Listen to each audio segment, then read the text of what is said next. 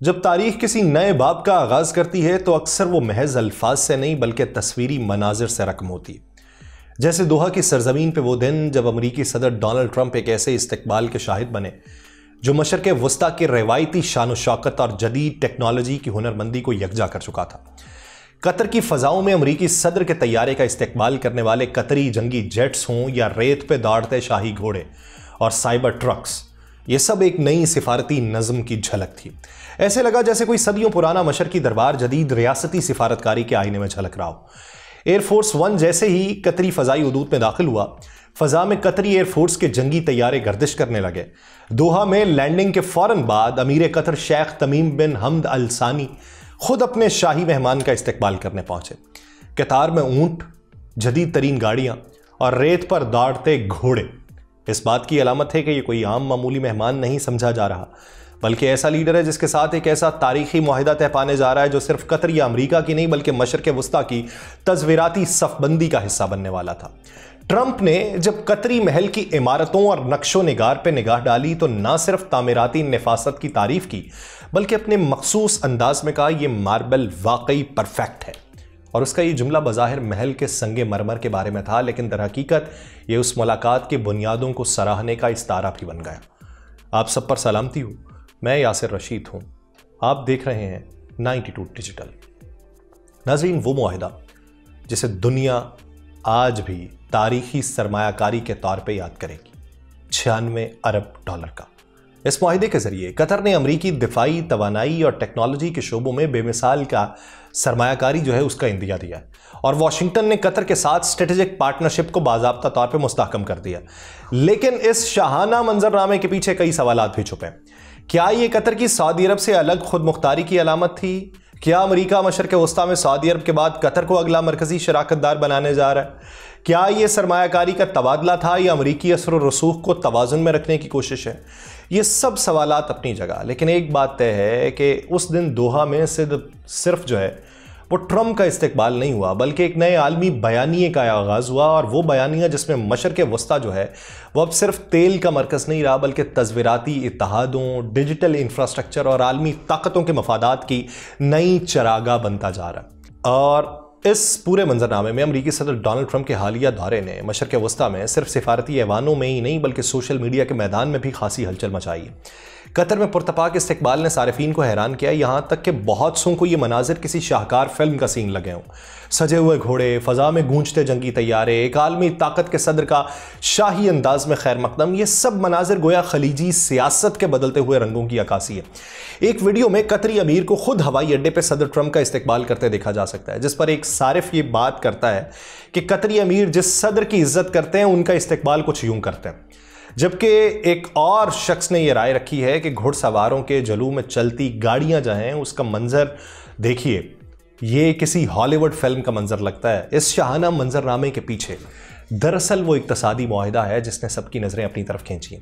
Trump ने ऐलान किया है कि कतर एयरवेज ने अमरीकी तैयारा साज कंपनी बोइंग से 96 अरब डॉलर की मालियत के 210 तैयारे खरीदने का मुआहिदा किया। और यह मुआहिदा ना सिर्फ तजारती हजम के लिहाज से गैर मामूली है बल्कि उसने वाशिंगटन और दोहा के दरमियान इक्तसादी ताउन को नई सतह पर पहुंचाया। यह भी काबिल जिक्र बात है कि कतर से पहले सदर ट्रंप सऊदी अरब गए, जहां उन्होंने पहले से कई बड़े दिफाई और सरमायाकारी के मुआहदे किए। लेकिन कतर में जिस अंदाज से खैर मकदम हुआ उससे यह वाज़ेह हुआ कि खलीजी रियासतें अब सिफारती अबलाग में महज मेज़ पे बैठे अल्फाज पे इन्हसार नहीं करती बल्कि वो मंजर, रिवायत और रचाओं के जरिए अपनी तरजीहात और अज़ाइम दुनिया को दिखा रही। ये इस्तकबालिया सिर्फ एक शख्सियत का खैर मकदम नहीं रहा बल्कि कतर की खुद एतमादी और अमरीका के साथ उसकी वाबस्तगी और खित्ते में अपने स्ट्रेटजिक मकाम को वाज़ेह करने की एक खामोश मगर पुरअसर कोशिश थी। और यह मुआहिदा सिर्फ एक इक्तसादी लेन देन नहीं था बल्कि एक थकी हारी मगर ताकतवर अमरीकी बोइंग कंपनी के लिए नई जिंदगी की नवीद है। और व्हाइट हाउस ने यह ऐलान किया है कि कतर एयरवेज की जानिब से दिए गए 96 अरब डॉलर के इस रिकॉर्ड मुआहिदे से अमेरिका में हर साल तकरीबन 1,54,000 नई मुलाजमतें पैदा होंगी।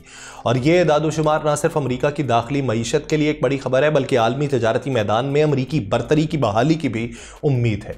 और बोइंग के मुताबिक उनके जदीद तरीन मुसाफा बरदार तैयारे 787 ड्रीम लाइन्स का तारीख का सबसे बड़ा ऑर्डर है। एक चौड़ी जिसामत वाला, तवील फासले तय करने वाला जेट जो आलमी फजाई नेटवर्क की रीढ़ की हड्डी बनने की सलाहियत रखता है। लेकिन इस डील का असल पस मंजर कुछ ज्यादा ही अहमियत का हामिल है। लास्ट ईयर जनवरी 2024 में दौरान परवाज एक बोइंग तैयारे का पैनल अलग हो गया था, जिसने कंपनी की साख और पैदावार को शदीद नुकसान पहुंचाया था। प्रोडक्शन में कमी आई थी, सरमायाकार पीछे हटे थे और कंपनी को $10 अरब का खसारा बर्दाश्त करना पड़ा। हड़तालों और सेफ्टी के खदशात के बायस बोइंग का मुस्तकबिल गैर यकीनी दिखाई देने लगा। लेकिन यही वो वक्त था जब इस मुआहदे ने कंपनी को नई जिंदगी दी है। कतर एयरवेज के एतमाद और सरमायाकारी ने न सिर्फ बोइंग की प्रोडक्शन लाइन को बहाल किया है, बल्कि कंपनी के स्टॉक में 20% तक का इजाफा हुआ है। और ये इजाफा सिर्फ मुनाफे की नवीद नहीं है, बल्कि सरमायाकारों के एतमाद की अलामत भी बन जाएगा। और एक ही इशारा कि बोइंग दोबारा अपने कदमों पे खड़ी हो सकती है। पहले 3 माह में 130 तैयारों की डिलीवरी और सीईओ कैले और टेब्रिक की जानिब से रिकवरी प्रोग्राम के मुस्बत इशारे इस बात का सबूत देने लगे हैं कि कंपनी अपनी जवाल पजीर साख को नई बुलंदियों पर ले जाने के लिए पुरअज़्म है। ये यकीनन सिर्फ एक खलीजी रियासत का अमेरिका में सरमायाकारी का फैसला नहीं है, बल्कि आलमी तजारती एतमाद, अमरीकी मैन्युफैक्चरिंग इंडस्ट्री की बाजियाबी और खत्ते में सिफारती तवाज़ुन के नए इत्तेहाद की झलक है। और ये मुआहिदा ना सिर्फ बोइंग और कतर एयरवेज के दरमियान एक मामूल का तजारती सौदा है, बल्कि आलमी हवाबाजी की सनत में एक नई सफबंदी की अलामत भी है। कतर एयरवेज ने जो $96 अरब मालियत का तारीखी ऑर्डर दिया है, उसमें 130 जो है वो ड्रीम लाइनर्स, 30 बोइंग तैयारे शामिल हैं, जबकि बाकी 50 जो तैयारे हैं वो 777-9S कतर एयरवेज खुद मुंतखब करेगी। इससे आप अंदाज़ा लगाएं कि यह महज ख़रीदारी नहीं, बल्कि तवील मुद्दती शराकत का इजहार किया गया। और बोइंग के लिए मुआहिदा उस वक्त आया जब कंपनी को अब भी 5600 तैयारे डिलीवर करने हैं, जिसके लिए अंदाजन 7 साल या उससे ज़्यादा का वक्त दरकार होगा। ये बज़ाहिर एक दबाव भी है, लेकिन दर हकीकत ये बोइंग के लिए एतमाद की एक तवील कतार है जो कंपनी को मुसलसल मुतहर्रिक रखेगी। और ये ऑर्डर बोइंग की बहाली का तसलसल भी है और मुस्तकबिल की तरक्की का इशारा भी। व्हाइट हाउस ने इस डील को उस बड़े तर पैकेज का हिस्सा करार दिया है जिसकी कुल मालियत जो है वो $240 अरब है, जो अमेरिका और कतर के दरमियान तय पाने वाला मुश्तरका मुआहिदे के ऊपर मुश्तमिल है। यूं ये सौदा सिर्फ बोइंग की फैक्ट्रीज में काम बढ़ाने का बायस नहीं बनेगा, बल्कि अमरीकी मईशत, मशरक़ वस्ता की सिफारतकारी और 2 तरफा एतमाद की एक नई तारीख रकम करेगा। बोइंग की अपनी वेबसाइट के मुताबिक कतर एयरवेज के पास पहले ही 150 बोइंग तैयारे हैं और 130 मजीद ऑर्डर में शामिल हैं। यानी ये नई डील उस तवील मुद्दती ताल्लुक को ना सिर्फ दवाम दे रही है, बल्कि उसमें मजीद गहराई भी पैदा कर रही है। और ट्रंप ने मुआहिदे पर दस्तखत के मौके पर बजा तौर पर यह कहा था कि यह बोइंग की तारीख का जेट का सबसे बड़ा ऑर्डर है। ये अच्छा, ये महज एक खुशी का जुमला नहीं था, बल्कि उसके पीछे अमरीकी सनत की बहाली की बात भी थी, खलीजी सरमायाकारों की नई समत की बात भी थी, मशरक़ वस्ता में वाशिंगटन की मौजूदगी का अमली सबूत भी था। और ये डील ये साबित कर रही है कि ये ना सिर्फ ऊंटों और महलों का शहर रहा, बल्कि वो आलमी तजारती स्टेज पे एक कलीदी खिलाड़ी बन गया। ये मंजरनामा सिर्फ एक मुआहिदे या तजारती दौरे की रुदात नहीं सुनाया, बल्कि आलमी फ़ज़ाई सियासत, तजारती इत्तेहादों और इक़्तिसादी तरजीहात का एक जीता जागता नमूना बन चुका है, जहां हर मुल्क, हर कंपनी और हर रहनुमा अपनी चाल बड़ी सोच समझ के चल रहा है। और ट्रंप के मशरक़ वस्ता और यूरोप के दौरे के दौरान बोइंग ने यके बाद दीगरे कई अहम ऐलानात किए हैं। पहले सऊदी अरब की जो एविलीज कंपनी है उसने बोइंग 737 मैक्स 20 तैयारों की जो ख़रीदारी है उसका वादा किया और मज़ीद तैयारों का ऑप्शन रखा गया, जिसमें 10 तैयारे थे।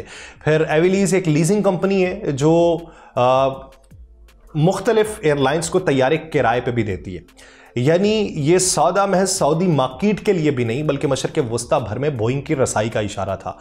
फिर उसी दौरान यूरोप से एक और ख़बर ये सामने आई कि ब्रिटिश एयरवेज जो कंपनी है वो तकरीबन IAG की मालिक कंपनी जो है, उसने $13 अरब मालियत के जो 32 तैयारे थे बोइंग 787 वो उसका ऑर्डर दिया, जो 2028 तक डिलीवर होना शुरू होंगे। तो ट्रंप ने इसे अमेरिका और बरतानिया के दरमियान भी तजारती डील का तसलसल करार दिया। गोया ये सिर्फ कॉर्पोरेट फैसला नहीं, बल्कि सिफारती अलामत बन गया। और बोइंग की मुश्किलात का एक बड़ा सबब अमेरिका और चीन के दरमियान जारी तजारती जंग थी, जिसमें चीनी कंपनीज अमरीकी मसनूआत वसूल करने से इनकार कर चुकी थी। लेकिन हालिया तजारती मुआहिदे के बाद एक बार फिर उम्मीद पैदा हुई है कि चीनी ऑर्डर्स दोबारा बहाल हो सकते हैं, जो बोइंग के लिए एक बड़ी जो है वो जीत भी होगी, ख़ास तौर पे जब कंपनी पहले ही डिलीवरी, प्रोडक्शन बैकलॉग जैसे मसाइल और चैलेंजेस से दो चार है। इसी मंजरनामे में रिचर्ड जैसे एक्सपर्ट्स जो हैं, रिचर्ड अबू आलाफिया, तो उसका ये मानना है कि कतर एयरवेज का ऑर्डर जो है ये सियासी तौर पे बेहतरीन टाइमिंग पे आया, लेकिन वो ये भी कहते हैं कि ये किसी हकीकी जीत की ज़मानत नहीं है। एयरलाइंस अक्सर मुस्तकबिल बाइद के लिए ऑर्डर्स लेती हैं, लेकिन मसला ये नहीं कि ऑर्डर्स हैं या नहीं, असल मसला ये है कि बोइंग उन्हें बर वक्त तैयार कर सकती है या नहीं। इसी बात की तस्दीक जो है वो बहुत से और लोग भी करते हैं। जॉन ग्रांट जैसे भी लोग करते हैं कि कतर के साथ बोइंग का मुआहिदा जो है ये एक किस्म की बहाली तो है साख की, लेकिन चूंकि दोनों के ताल्लुकात पुराने और गहरे हैं, ये कदम हैरत अंगेज नहीं बल्कि फितरी था। ये तमाम वाकयात सिर्फ बोइंग की कमाई, कतर एयरवेज की तौसी या ट्रंप की वापसी की बात नहीं, बल्कि ये दुनिया के सिफारती इशारों, नए तजारती ब्लॉक्स और मुआशी बरतरी की दौड़ का आकाश है। कतर, सऊदी अरब, बरतानिया और अब मुमकिन तौर पर चीन के साथ भी बोइंग की नई सबबंदी जाहिर करती है कि ये महज एक एविएशन कंपनी नहीं रही, बल्कि इसे अमेरिका का एक सिफारती आला कहा जा सकता है जो मुआशी और सियासी हिकमत अमली के तहत इस्तेमाल हो रहा है। और जब ऊंट, साइबर ट्रक्स, जेट तैयारे और अरबों डॉलर्स के दस्तखत एक ही तस्वीर में इकट्ठे हो जाएं तो समझ लें कि सिर्फ परवाजें नहीं, आलमी ताकत की नई समतें तय हो रही हैं। और ट्रंप की मशरक़ वस्ता के इस दौरे ने यह साबित किया है कि आज के दौर में हवाई जहाज़ सिर्फ सफ़र का जरिया नहीं रहा, बल्कि ताकत, सिफारत और मुआशी मफादात के नुमाइंदा बन चुके हैं। और कतर एयरवेज का बोइंग से अरबों डॉलर का मुआहिदा हो या सऊदी अरब, बरतानिया के सौदे, हर एक फैसला सिर्फ ख़रीदार और फ़रोख्त कुनिंदा के दरमियान नहीं रहा, बल्कि अक़वाम के बाहमी ताल्लुकात, अज़ाइम और असर रसूख की एक भरपूर झलक है। बोइंग हालिया बरसों में हादसात, हड़तालों, माली खसारे जैसे बहरानों से दो चार थी। अब एक नई शनाख्त के साथ वो वापस आएगी, तो सवाल ये कि क्या वो वक्त पूरे ऑर्डर्स कर बैठेगी? क्या कंपनी अपने एतमाद को मुकम्मल तौर पर बहाल कर बैठेगी? सियासत, मईशत और हवाबाजी, ये तीनों अब एक ही महवर पर घूमते दिखाई दे रहे हैं। हर मुआहिदा एक बयानिया है और बोइंग का बयानिया इस वक्त बहाली का है, क्योंकि आसमान पे परवाज़ करना एक बात है, लेकिन दुनिया को दिखाना कि तुम गिरने के बाद दोबारा उठ सकते हो, ये असल कामयाबी है। तो देखिए कामयाबी किस किस के पाँव चूमती है। मुझे दीजिए इजाज़त, अल्लाह निगहबान।